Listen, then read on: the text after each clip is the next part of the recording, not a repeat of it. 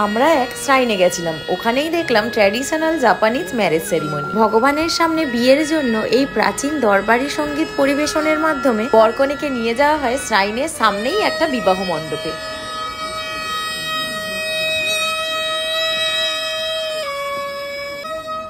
সামনে যে দুজন আসছেন ওনারা হলেন শ্রাইন মাস্টার বা মন্দিরের পুরোহিত। জাপানের ট্র্যাডিশনাল ড্রেস কিমোনো পরে বরকনে আসছেন। কনের মাথায় যে মুকুটটি দেখছেন ওটার নাম হলো ওয়াতাবসি।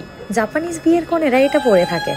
জানেন তো, বিয়ের কনে পরে সাদা কিমোনো আর বর পরে থাকে ব্ল্যাক কিমোনো। বিয়ের দিন যেন সব থেকে সুন্দর কনেকে লাগে আর সবাই যেন তাকেই দেখে, তাই নাকি অন্য কেউ সাদা ড্রেস পরে যেতে পারবেন না, এটাই এখানের নিয়ম। ওখানে দেখুন একদিকে বর কনের বাড়ির আত্মীয়রা বসে আছেন আর মন্দিরের পুরোহিত কিন্তু বিয়ের রিচুয়াল সমস্ত শুরু করে দিয়েছেন। এখানে রাস্তাঘাটে ট্রেনে বাসে কেউ কুদৃষ্টিতে তাকায়ও না আর বিদ্রুপ করে হাসেও না। বিয়ের অনুষ্ঠান দেখার জন্য কিন্তু অনেকেই দাঁড়িয়ে গেছিলেন।